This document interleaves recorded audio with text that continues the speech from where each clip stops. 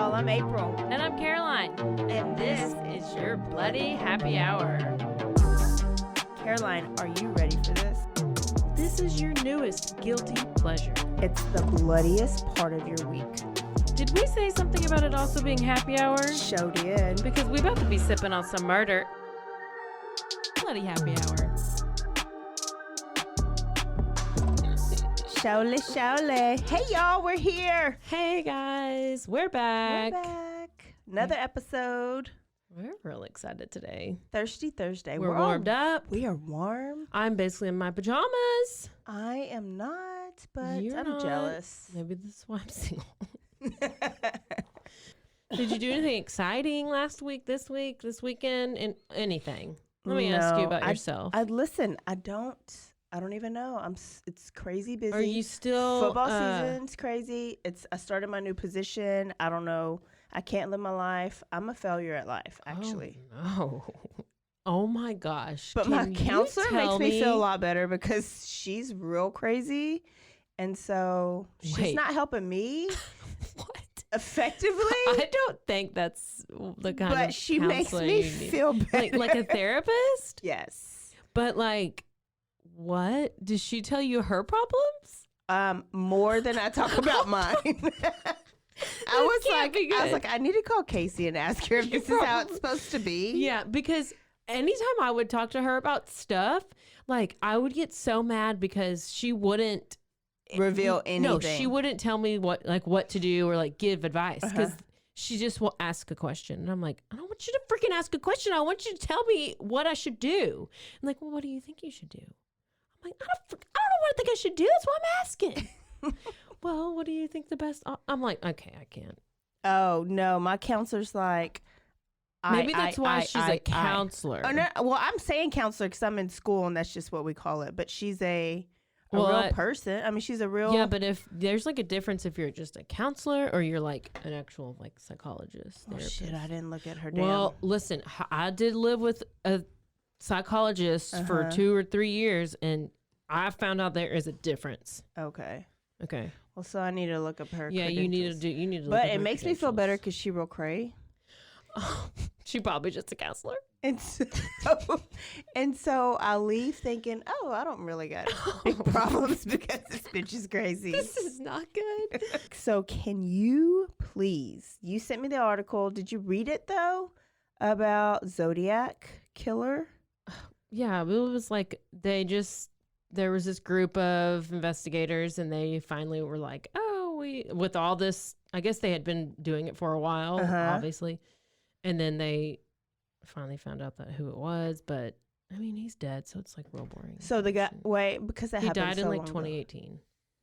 The guy who yeah. But at least we got a name. So I read the book and like, have you ever read a book where they haven't found the killer? I've only read one book. Okay. So let me tell you about this girl that was DTF. Are you talking about me? No. Down to find the killer. Oh, okay. It is Jason Thornburg. I know. I'm going to go back to that one in a minute. Okay. So this is a new story. This just came out and it caught my eye because I was like, she was DTF. She'd be a good friend. I hope that I would do this for one of my friends. So it'll probably be Caroline. I hope that I do this with Caroline. Oh, no. I'm nervous. So there was this guy. I Marco Polo drew this. His name is Khalil Wheeler Weaver. And he was just sentenced to 160 years in prison after a trial. So what happened, I'm going to really sum it up. As I read a couple days ago, he was meeting girls on a dating website and killing them. I don't know how he was killing them, but he was killing them. Well, one of the girls that was killed, friend, like investigated, and she like narrowed it down that it's got to be him because there ended up being like 3 girls. And so she basically catfished his ass. So she got on that dating website and she lured him to wherever, and that led him to be caught by the police. How did she even do that? She was DTF. You would be the one to do that for me. I wouldn't even know where to start. I'd get distracted. You know what? She's probably like, who you going out with? Who's your date? You know, like any of my friends that are single, that are going on a date, I'm like, I need to know who they are, where you're going, tell me about them, send me their profile or something. And so she knew, and so she just had to prove it. So she proved it. Oh, and he got caught, and he's going for 160 years in jail. Oh my gosh. Yes. What Love app? it, love it, love it, love it. It doesn't say what app that I see on So we here. don't have many details. No. But where did you even find that? I didn't even hear that. NBCnews.com. Oh. Have you ever heard of the girl in the box? No. Oh, no, you haven't. Even though Well, you did watch the documentary. Okay. I say that because I did watch the Amazon whatever Prime movie, Yeah. but that's usually like 35% of the story. Oh. So I've heard of it. I watched the movie. I think what I think is going to happen, but it's usually totally different. So I'm going to be shocked. Oh, and are I'm you? probably going to ask some questions. Okay. But I'm going to give you again. I just feel like I'm real claustrophobic, and I was like real I got nervous when I watched the movie too. So I think to ease our claustrophobia symptoms, Yes. as you're telling this story, we should play a drinking game. I agree. So I think that the magic word needs to be box.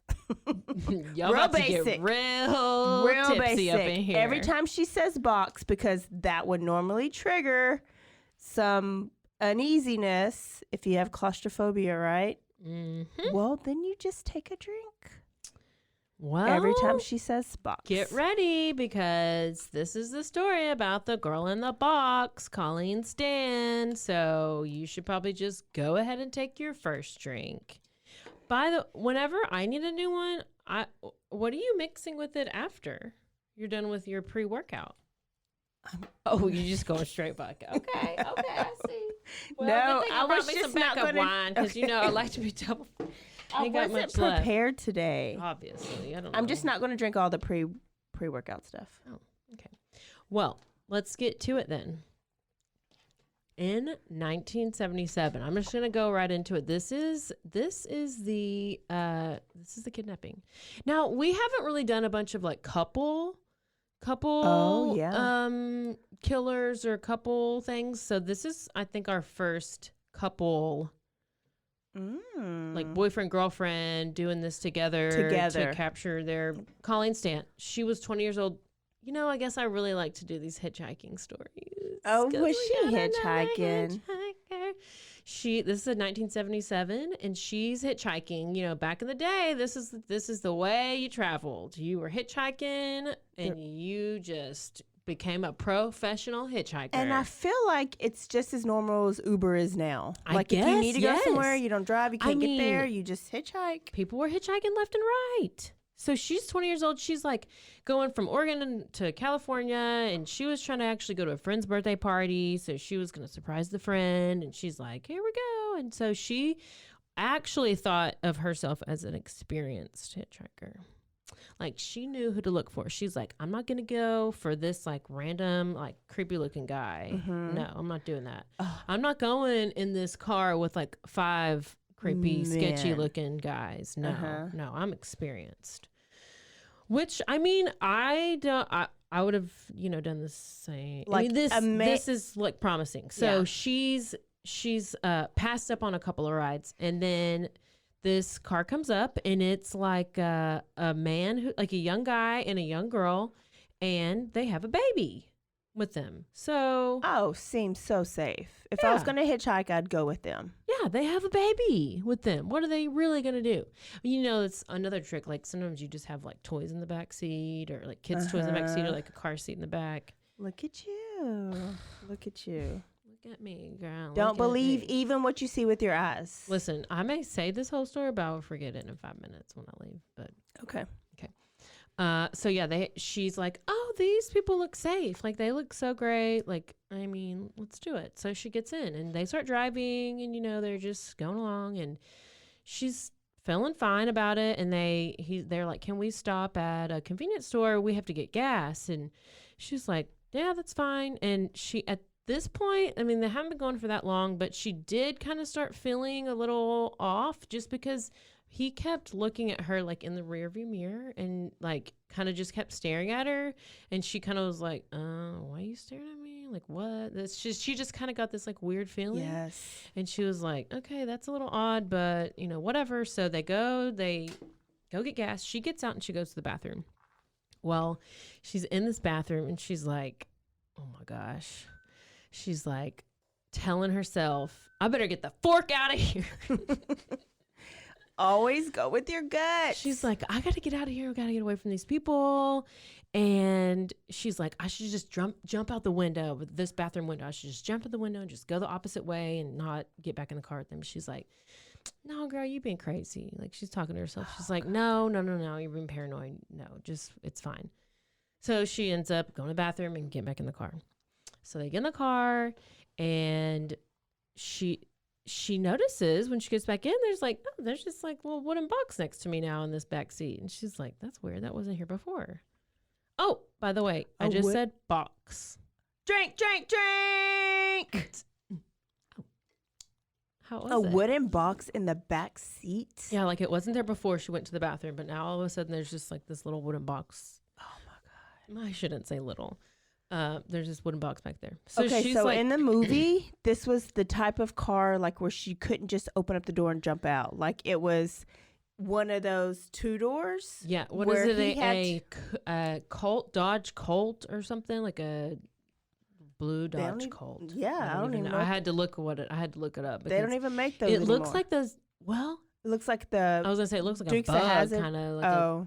No, but I think you're right. It's like a. There's one door, and so he had to get out, or she had to get out to let her into the back seat. Yeah. So it's not like she don't even have a window of her own that would roll down. So there's no easy escaping at all. None. By this point. So she gets in the car. There's this box there. She's like, odd, whatever. They start driving, and then the guy in the front seat asks her, hey, do you mind if we stop and drive by these ice caves? Like, I don't even know what a damn ice cave is. I'm guessing it's a cave with ice. So she's like, I mean, I'm really not, I don't know. What's an ice cave? Sure, let's go. And then she's like, well, that would be you. Sure. I'm like, yeah, let's go see some caves with ice. Okay. And then she's like, well, I'm not really in a position to tell them like where to go or not to go because I'm catching a ride with them. Yeah. So she's like, yeah, that's fine. Whatever, let's go on this little detour. But then she notices that it's like, it's kind of remote and they're just like, it's leading them to nowhere. And then all of a sudden he stops the car and the lady and the baby get out of the car and they just start walking up ahead. And before she even has time to like say anything or ask anything, he's in the back seat, has a knife to her neck, a knife to her throat. And he's like, has her at knife point. He's like, shut up, put your hands up. He handcuffs her, blindfolds her. I think her hands are like up over her when he's handcuffing her blindfold. She must have been real squishy. She must have been small. Because if it's in that tiny car. Anyways, then he grabs the wooden box. Drink. So I'm getting nervous. And he puts it over her head. Okay, now, let me tell you, this box is super heavy. It's like 20 pounds, okay? Okay. It has a hole in the neck, so it kind of opens and closes like a clam. Okay. So it'd be like open and close like that. And it is carpeted in the inside. And it is a box that's wooden and it locks and it prevents light and sound from like you can't hear, you can't see, you can barely get fresh air. So it's like take a drink. Major sensory deprivation right here. Okay. And I mean, her head is like locked into this like head cage. She's in a head cage. Is it only her head that's in the box right now? Or is her whole body in the box? Her head in the box. So like this is okay. If it's like a helmet, think about a football helmet. Okay? Yeah. No. this is way worse because he made her lay down in the back seat with it on, and it's so heavy she couldn't even sit up. Like her neck wouldn't support the weight of the box, so she couldn't even sit up. So it's much heavier than the helmet, and then he like covered her up with her own sleeping bag. I guess she was traveling with her sleeping bag. She's hitchhiking. So she has this head box. She's blindfolded and has this head box. And I looked at pictures, and I'll post pictures of this, but I mean, this contraption is, I don't even know. So she can't sit up. She's laying there. She's in the back seat, and there's no point in her like yelling or screaming because no one will hear her. Like as far as anybody else who would be outside the car, we're there in the middle of nowhere. So whatever. And then she noticed because she can hear out, but I guess they can't hear. Yeah. Soundproofed. Probably the carpet just muffles it even more. So then the lady gets back in the car and she notices, the wife. So, and then she notices that the car starts moving. So they're starting to drive again. Well, so where she put her kids since now you can't put in the back seat? Apparently, this lady was driving and holding the baby. I don't know if car seats were back then. Back then they didn't have car seats, so there's no car seat. They're just driving with the baby in the front seat. Yeah, that's normal back then. That's crazy. So the woman, they start driving and they eventually arrive at the house. Like this man and wife, they have this. Is it a trailer home? This was like a rent house. They weren't in their mobile home yet. Yeah. Okay. So they get to the house. They take off the box. She's still blindfolded. They bring Colleen into the basement of this house. So they have her stand on like this ice chest type of thing or something. They have her stand there. There's hooks in the ceiling of this place. So they're ready. They hook her hands with her handcuffs onto this hook in the ceiling. So she's standing on this ice chest. Hands are hooked to the ceiling with handcuffs. God. He strips her naked. He starts beating her with a whip. Like starts beating her. He takes the ice chest away. So then now she's just suspended in the air. Wait, were him and Ariel Castro friends? I think so. I think they probably went to school together. I think they rode a boat too. Oh my God. Yeah, and they probably, they channeled each other. So she's suspended in the air. He's beating her with this whip and like, I don't know. He's torturing. He's starting this torture. So then she hears this female come in the room. And so she's hanging there. She's naked. She's probably freaking out. And then the couple start kissing. And then there's like this bed that's like basically underneath where she is. So, I mean, it's to the side underneath them. And I think they must have taken her blindfold off at this point. I've heard a couple different versions. Yeah. But they just start like having sex right there with her, just making her watch and she's just hanging there. So wife likes this. Okay. I mean, you gotta be. I'll tell you. So, I mean, what kind of nasty kind of torture is this? But she's just hanging there and y'all just start doing it right in front of her. It's kind of some freaky 50 Shades of Grey over here. I don't know what this is. This is 700 Shades of 700 black. Shades of Black. So then they finish, and then he goes back over to Colleen, and that's when he decides he's gonna start doing some stuff with her and starts touching her and doing all these things with her while she's still hanging there. And then once he's done, she hears the woman talking and she hears the man talking and she hears him refer to her as Jan.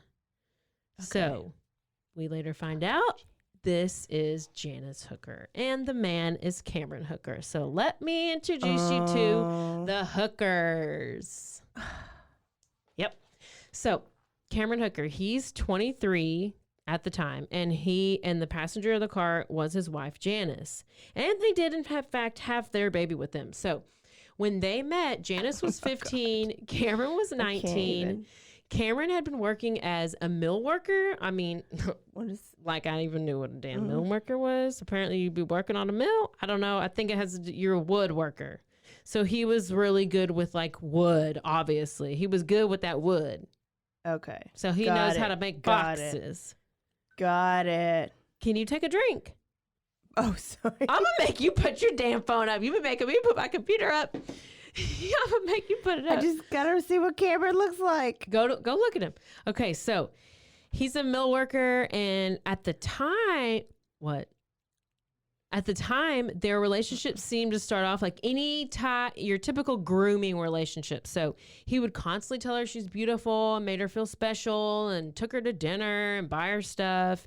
And she grew up with not getting much attention from her parents. So she's the youngest of 4, and they say abusive, but it's not really like, it's not a physical abusive environment. It's like emotional neglect.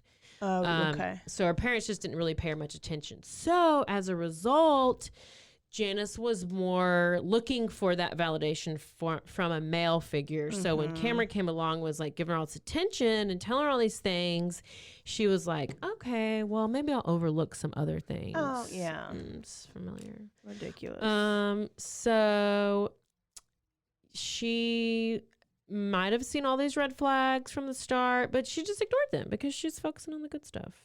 I mean, yeah, clearly that's what you do. I don't know. Every time I read a story, it's my life. It's her life. Except we didn't get a sex slave. Lord, not. a child, I can't. Okay, so she ignored it and she was like focused on the good stuff. So this led her to participate in things that she normally wouldn't participate in. She was, quote, the kind of person who gave into somebody that would love me. She just wanted to please Cameron, basically. Never again. But little did she know that Cameron had this like intense like bondage fantasy. He had like bondage fantasies. So he apparently found out about this bondage stuff when he was like 16, like getting into sex and that MSN or not BDSM. BDSM. It's okay. So, there's a lot of acronyms. There's a lot of letters. So I don't know much about BDSM. I don't know if you know much about BDSM. Bondage. I don't even know what that stands for. Demasochist, sadist, masochist. But what I do know. Does it mean pain? Like you just, like I know a sadomasochist. Let me tell you what I do know. I do know that both parties should be willing. Okay. And consenting. Okay. And. Do you sign a contract? Like all 50 Shades of Grey? Well, there is a contract involved in this. But with BDSM, you know, both people have to be like, okay, I agree. I want you to tie me up and hit me with a whip and hang me from the ceiling. If that's your thing and y'all both like it, do it. I guess. Yeah, I go for it. But this isn't necessarily, Cameron's not all about consent. Okay. So this is what it says. He's a sexual sadist. So you mentioned how, what's his face? Ariel Castro was a sexual sadist. So if you don't know what that means, it is an individual who is aroused by the suffering and fear of another person. And it's not the infliction of pain that's arousing, but the suffering of the victim. So in this case, he would use physical and emotional pain as tools to elicit that suffering. I know. So Cameron was so excited. He was like, I can't wait. I'm going to experiment with her because he's out with this Janice and he's like mentioning this bondage stuff to her. But she's like, no, I'm just like a missionary. No, I'm a pass. I'm a pass. But then, of course, he's like starts pressuring her, and he's like, I mean, it's not that bad. All my other girlfriends did it. Like, come on, like, just give it a try. And then she's like, okay, fine. She didn't take much convincing. So then he was like, can I just suspend you from a tree really quickly? So he asked if he can suspend her from trees, and she's like, I guess she's obviously said yes because she was suspended from trees with leather handcuffs, and she's naked. And then he's hitting her with whips. So, like, do you think that, like, neighbors were watching? I just don't even. Listen, he would choke her. He would tie her up. He would also like dunk her in the water, like of the creek that was nearby. And she almost like drowned. She would almost drown a couple times. And then she had to be When like, does let's fight not. or flight like kick in? She just wanted, listen, this is what happened. Even though she nearly died a time or two, April, She was thirsty. She, and even though it hurt her a little bit, and it kind of frightened her, to be frank. Kind of frightened her. But Cameron was so affectionate afterward. He would hug her and they would cuddle. Oh, okay. So she really liked that part. That made her feel that made her feel closed whole. up all the other wounds. Yeah, like it doesn't matter if I'm hanging naked from a tree and I'm about to be drowned. Like you're gonna cuddle me afterwards and pat me on the back and say, "Good job, girl," and I'm gonna be like, "Okay, let's do it." All right, Janice. Yeah. So that's about how that bondage thing went with them, and like then he would just like, untie her from the tree, and then they would go, move on. They'd go to the whatever they were doing next. Yeah. So eventually they get married. Okay. Because she's in it. She's ready. And they continued having this type of, hanging from trees naked, which the neighbors probably watching and whatever. They continued it. But then she started to be like, I kind of just want a normal sex life. Oh, and I also want a baby. Oh. So you can't really beat me with a whip anymore if I'm going to be pregnant and having a baby. Oh, yeah. So she knew, like, she was wanting to actually get out of the whole bondage stuff.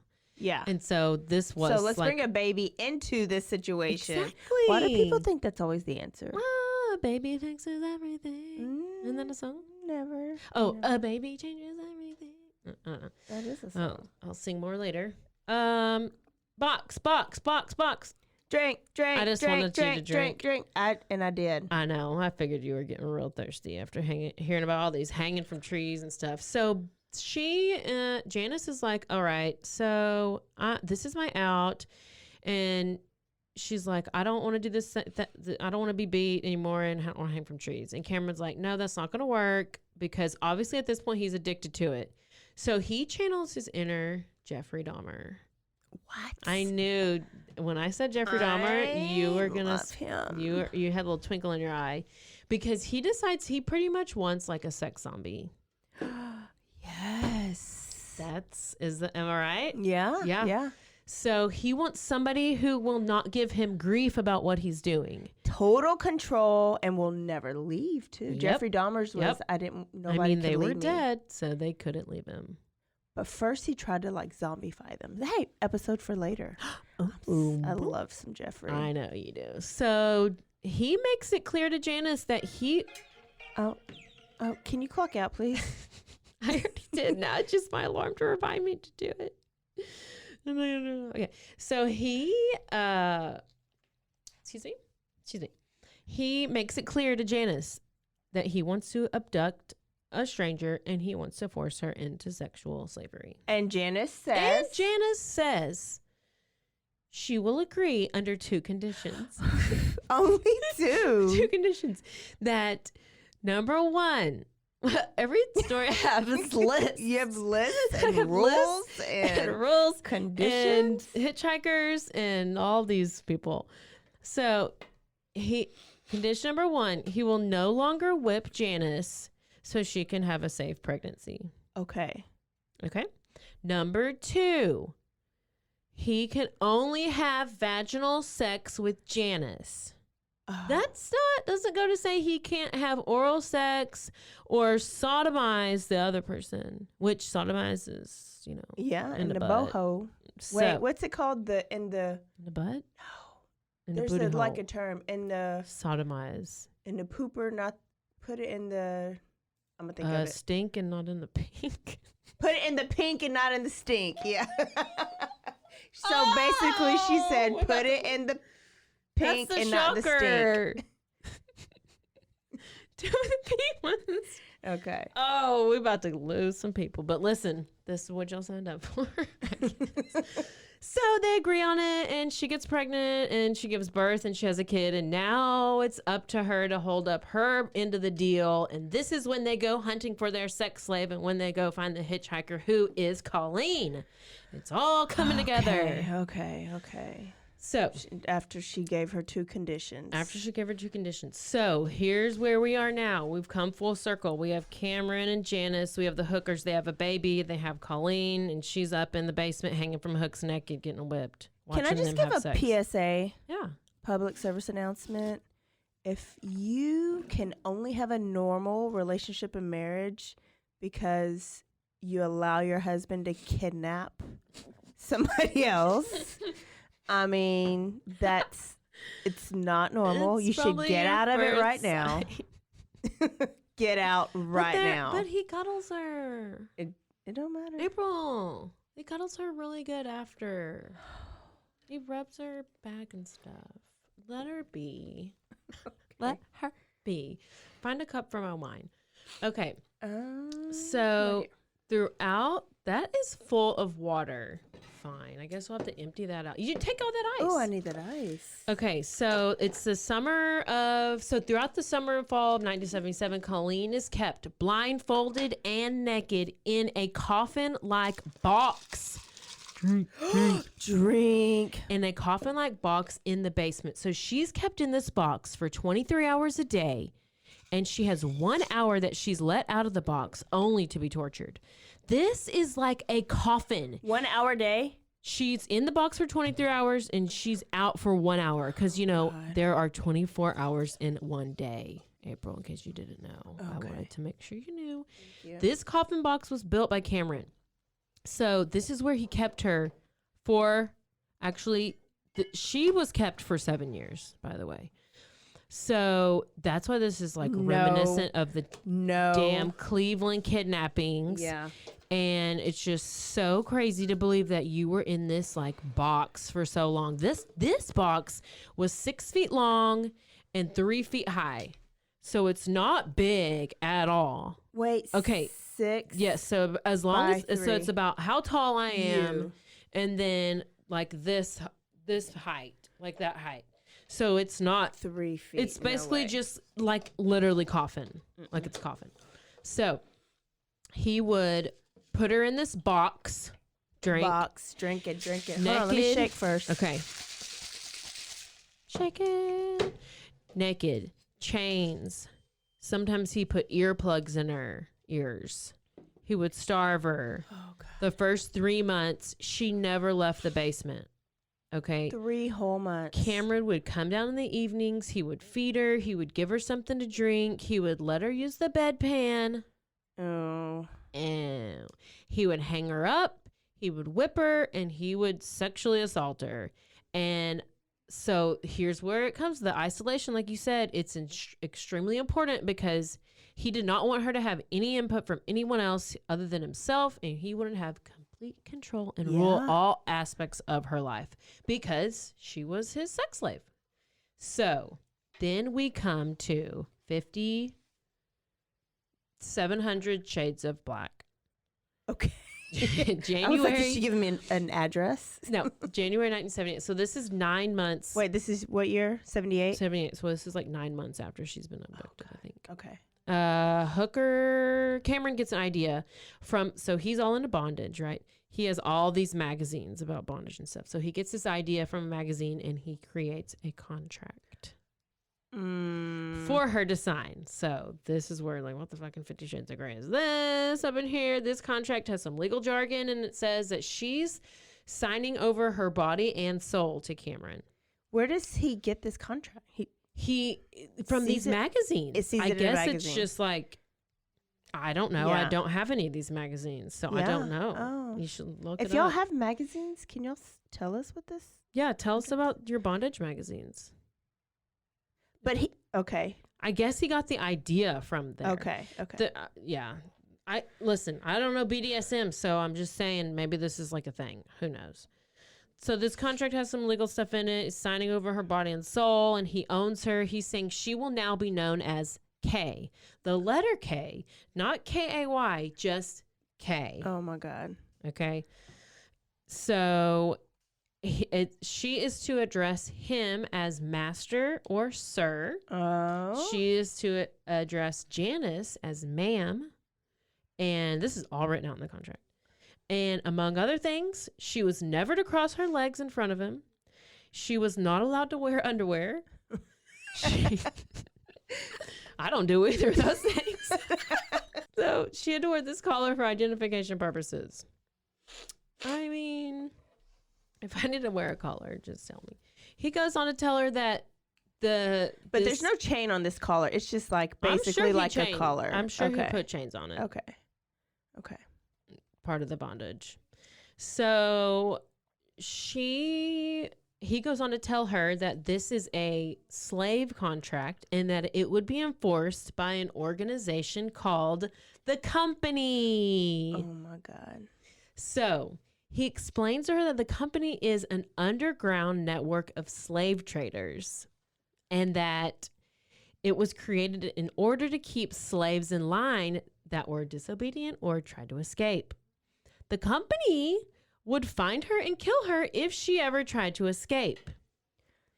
And they would, including if she tried to escape, they would go after her family and they would eventually recapture her. She was told that the Company was always watching. The phones were bugged. They were always listening. The Company. And she started to believe it because he just, I guess, up until then had just totally isolated her so much that she didn't, you don't know what to do. You don't know what to think. So he told her that Janice was once a slave. She tried to escape and that he married her in order to save her from being executed. They are such good liars. I wouldn't even think about saying, how did you even fathom this story? I guess it was in the magazines. I don't know. You're going to have to subscribe to bondage.com. BDSM. Yeah, BDSM. Magazine. And then you can tell us stories about what's in there.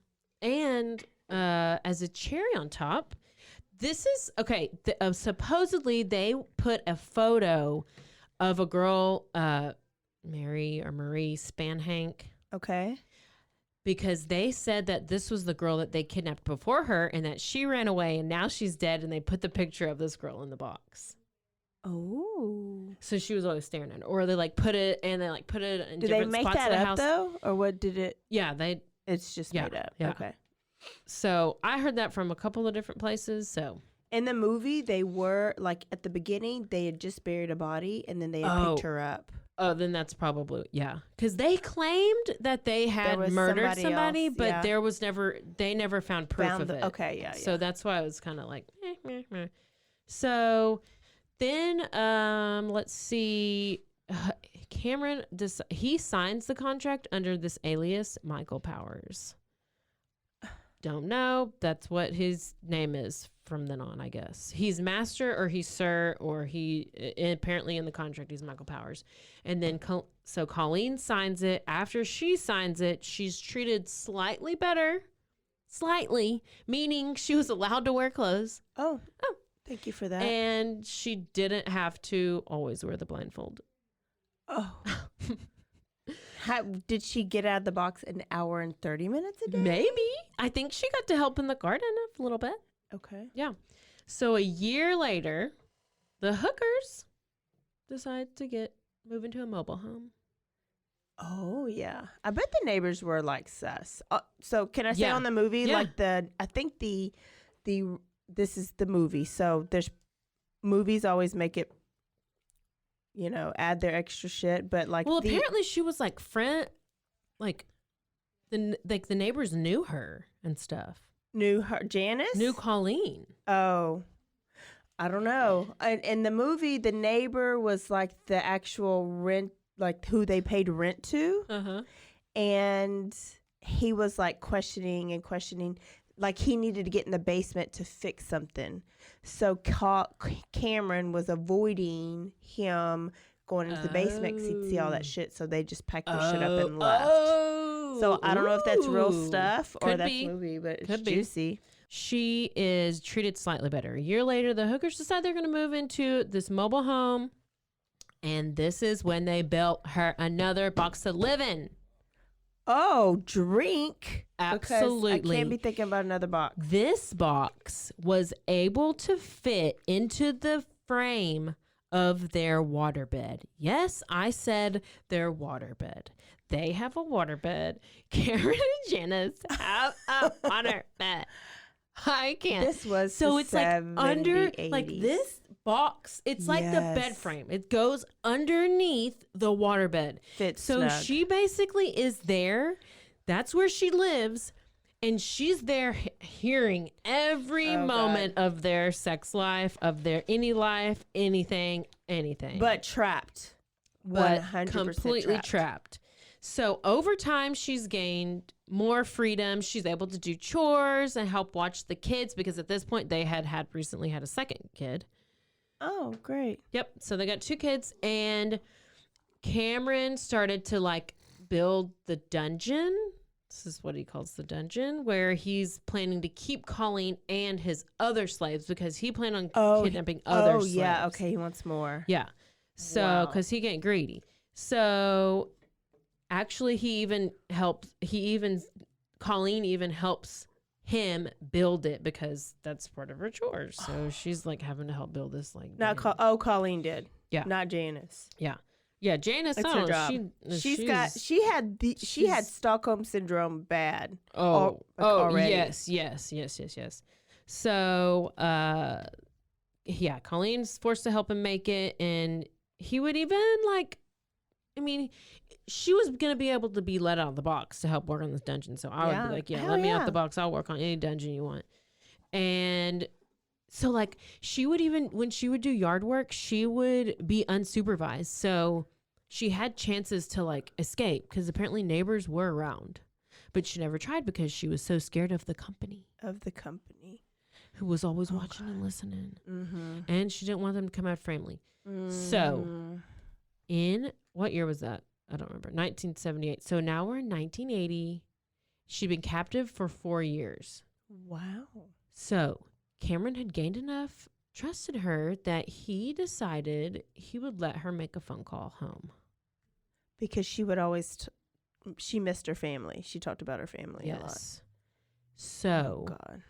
she calls her house. Now her family had thought she was like joined a cult.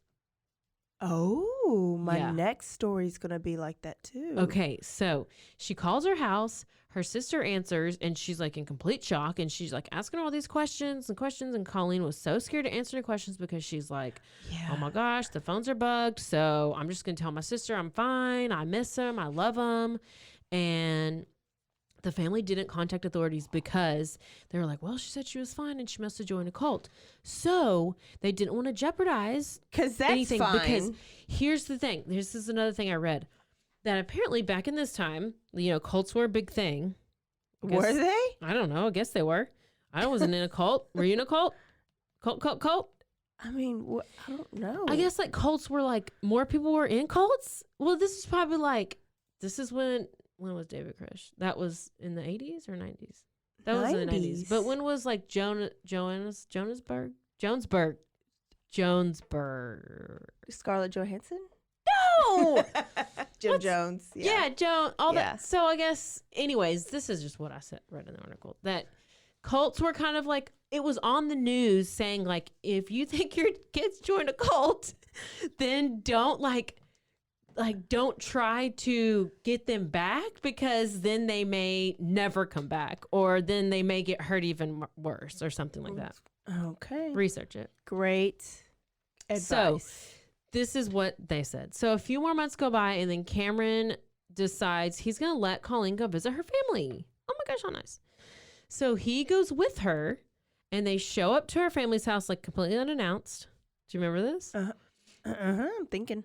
And so Cameron goes and he introduces himself as Colleen's new boyfriend, saying his name is Michael Powers. Where is this name coming from? He just likes power. He just made it up. Yeah. So he ended up leaving Colleen there to be with her family for 24 hours. Oh my God. Yeah, a whole day. That's a whole day, 24 hours. Did you know that? One whole day. And he said he had to go to some kind of convention. He'd be back to pick her up the next day. And her family was like, girl, you're looking skinny. And she was pale. And she looked like the life had been sucked out of her. But Homely, they didn't want to bombard her with questions because, that's seen on the news. They're not supposed to do that. Mm-mm. And Colleen didn't offer up any details about what's been going on. And they were so worried about losing her again. They just enjoyed their time they had with her. Because she had cold brain. Okay, I can see a little bit of that, but still, like, where's your shotgun? And where the po-po? Well, Cameron, Michael Powers, came back to pick her up. And the family, he tells the family that they are about to move into their new house and he'll send them contact information. But before they leave, the family takes a picture of the two of them, of Colleen and Cameron, and they're like hugging, like Colleen's arms around her, and they're smiling. They're just looking like this little couple. They're looking like, like they're in a relationship. And this will come back and it's used against her in the trial. Because she looks happy. Yes. And it's like as a victim shaming kind of a tactic because she's smiling. She has arms around him and it looks like they're in a relationship. But again, the company is very much a real thing in her head. She's like truly, truly scared of it. And so that's, I guess, why. And she was she was feared. She feared them. So in the movie, plus this is also from she's done a couple of shows, so it's like some interviews from her, like just talking about genuine fear of what could happen if she spoke. So in the movie Sister, there was a sister that was like a big sister that was like, something's wrong. She's joined a cult and she tried to like get Colleen to or she tried to reach out to Colleen and she tried to get Colleen to tell her something like, we can help you, and Colleen was like, shut her off. She was like, let's just enjoy this time. Why would you not just like write him a note? You're not saying anything. You're just like, they're beating me and they said that there's people listening, so escape. Like, I don't know. I don't know. Code word. Box. Everything goes back to a code word. Box, take a drink. So whenever they get back home, she is immediately locked back up in the box. Take another drink. Without explanation. It's believed that Cameron was scared that he had given her too much freedom and too much control, and he thought she would run away and back to her family. And so now he is back to keeping her in the box for 23 hours because remember, she was originally in the box for 23 hours, 1 hour a day. She was let out. Then she got privileges. Yeah. Oh, this is where I have my recap. So he went backwards. Yeah. So then he went backwards because he ought to feel better because he started to like doubt himself. He was like, oh hell, I'm giving her too much freedom. I'll let her go see her parents, let her get the phone call. No, I don't want to lose all this control. Yeah. So okay. At this point, it would be like 6 years she's been abducted. Mm-mm. So, So Janice, remember Janice? Yeah. She started to have an interest in Christianity. Oh, thank you. Her heart was a little Grinch heart, and then it started to grow like 3 sizes. Oh. Yeah. So she read the Bible. She did. She said she started reading the Bible, and Colleen was a devout Christian. Okay, Colleen. So, and the hookers knew this. I love how like these things that they're going through, even like Michelle and Amanda, it was still like Jesus this, Jesus that, prayer that, like that is faith is a big thing. Yeah. So they knew she was a devout Christian, and so whenever Cameron went to work, Janice would come and let Colleen out the box. Drink. Oh, y'all should take a drink out there. And they would read the Bible together. So Colleen like says this kind of led them to become like friends on like some level, weird level, like a Bible level. But then Cameron eventually let Janice and Colleen go to church together every weekend. And Janice started to soften up. Okay. Janice and Colleen went to church every weekend. Mm-hmm. Yep. So this is extreme form of Stockholm syndrome. I had no idea. So Janice is slowly having a change of heart, and she decides she'll reintroduce Colleen like to the neighbors and to the children, I guess. So I think she would like watch the kids sometimes. Yeah. And so apparently the neighbors all thought Colleen had moved away, but no, she just was in the box in the basement. Oh, she was in the box under the bed. So Cameron started to form this like attachment to Colleen. Okay. And he wants Colleen to be his second wife. Ooh. Okay. Is Janice going to get jealous? Yes, she is. So Cameron he's formed this attachment to her. He wants her to be second wife. Does he never try to get them to like? I think they do like sexual stuff too. All three of them? Yeah. Okay. Yeah. Okay. Yeah. I think it goes into detail in this one of the books that I didn't read. That you did not read? No. Ooh, that'd be a good book. He lets Colleen go and get a job. She gets a job at a hotel. So she's going to church. She's got a job. She's seeing people, but she's not saying anything to anybody about being captured. Rewind. She goes to church with Janice. Yes. She's able to get a job, and she works at a hotel. I need a break. She had a job as a maid at a motel. Oh. Okay. By the way, let me tell you that this box. I'm already real drunk. Wait, but you're not drinking. Because I'm talking. Slurp it. That's what he said. This box had like such little air to breathe, and like during the summers, it would get so hot. The temperature in the box would get to 100 degrees. Oh, I bet she would just pass out. I would die. Yeah. I can't. And Colleen, helps Colleen get to the bus station. Colleen gets to a payphone and calls up Cameron and says, "I'm leaving you and you can't stop me." Janice calls. Excuse me? Did she just have a stroke? Janice calls. Janice helps Cameron. No, get off of the mic. Janice helps Colleen get to the bus station, and then Colleen gets there and goes on the payphone and calls Cameron. Why does Colleen call Cameron? Because she gone and she's like, "I'm out of here, bye." And Janice just like probably dropped her off at the bus station, and then so she can go back and be the wifey. And then Colleen's gone, and she's like, "I'm gonna call him and tell him I'm gone." I can't. Listen, that's it. But Cameron's super upset. He starts crying because he lost his toy. He lost his toy. Yeah, crying. Yeah, his favorite toy. So you know what? She hung up and went home. The end. No, not the end. Just kidding. It had been 3 months after she returned home. So she's been home 3 months. She never called police. She never did anything. What? She didn't say anything to anybody. She had no authorities. She didn't tell anybody what happened. But then Janice decided to make a confession to her pastor. Oh, Janice did. To her pastor. Yes. Colleen ain't said shit this whole time. Colleen ain't said nothing. She is talking to her pastor, and she's like agitated. She's super upset, and she's like, okay, she starts talking to the pastor, and she's telling him things that he's never even dreamed could happen. And he stops her, and he's like, whoa, wait up, hold a minute, hold up.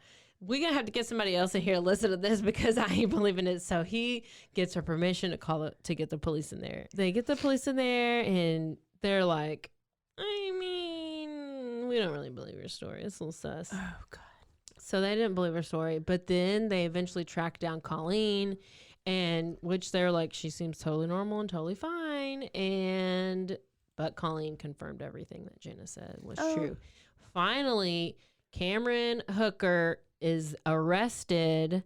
And since Janice helped Colleen get away, she would be granted immunity if she agrees to testify against Cameron. Of course. So during the trial, it came out that there was literally like nothing in his childhood, nothing in his past. That's why we didn't talk about his like childhood or past, because there was nothing that triggered anything for him to be this way. And so everybody was real confused. His was nature, not nurture. Guess so. And then once the police searched his house or mobile home or trailer house, they found all the things. All the evidence. They found leather restraints. They found head boxes. They found this device called the stretcher. They found hooks in the ceiling, porn magazines. Oh my gosh. The trial begins, and he's facing over 18 charges, including kidnapping, rape, sex crimes, but he pleads not guilty because he said that Colleen was a willing participant. I mean, she never tried to escape. I don't know if I'd want to be on that jury. So That'd be a hard jury to be on. They basically were saying that she had been able to go see her parents. She never tried to escape. She didn't tell anyone when she had the job, when she was at church, like that. She never said anything when she went home. Like when she finally escaped and made it home, she still never said anything. But then the prosecutors were like, she was brainwashed. Yeah. She was scared of the company. She likely had Stockholm syndrome, even though I feel like Janice had the most of it. Which Stockholm syndrome is like feelings of trust or like affection felt in cases of like kidnapping. Yeah. So I guess you just like end up believing whatever they say, which I mean, it's happened before. Not unheard of. Somebody maybe said I had that, which probably. But anyway, September 1985, Janice ends up taking the stand, and there's tons and tons of evidence, and there's all these props, and the most important piece of evidence was the contract. So this showed that, like, Colleen just gave up. Like, this is the point where she gave up, and she was just like, there's no point in trying to do anything because there's this company, there's these people, they're watching, they're listening. So what's the point? Even Colleen took the stand. She, like, did too.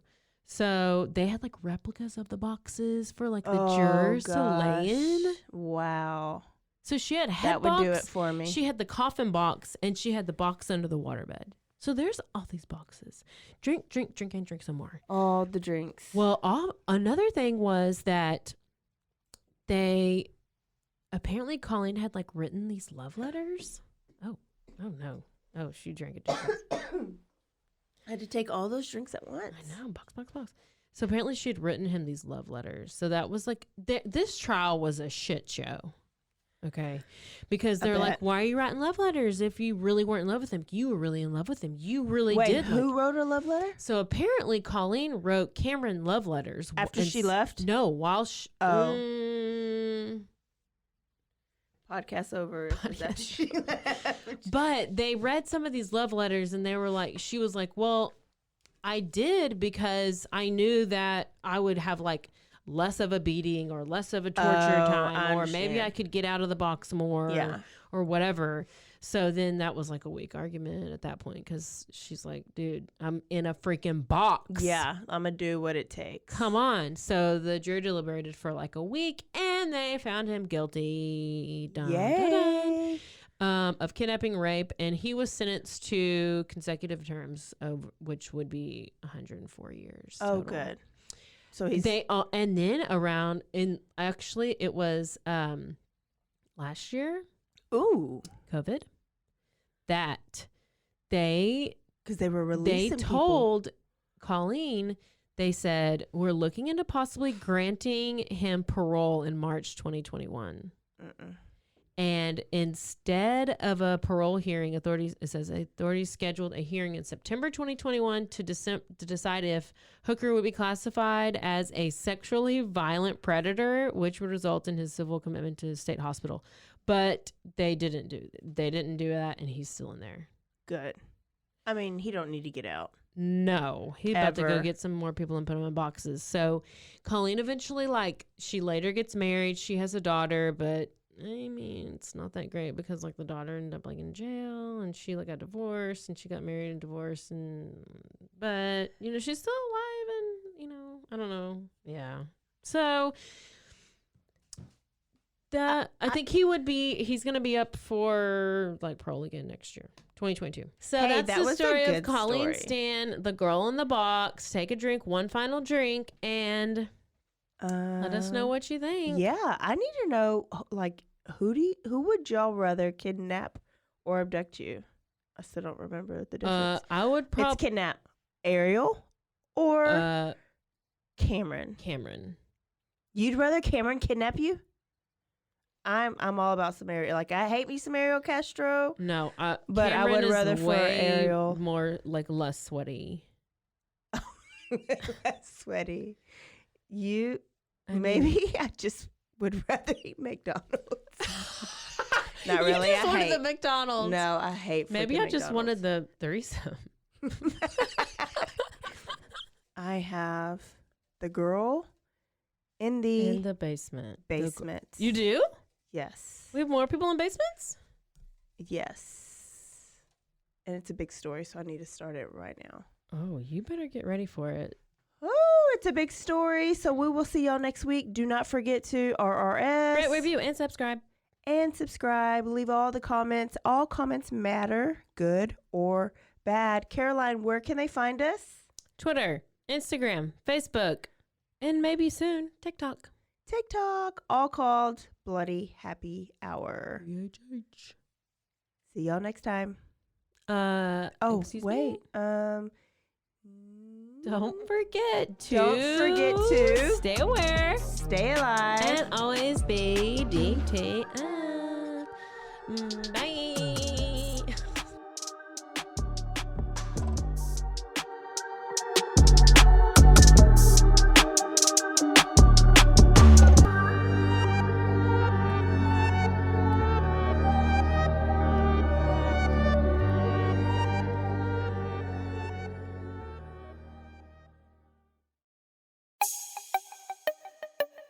This has been a Rogue Media podcast.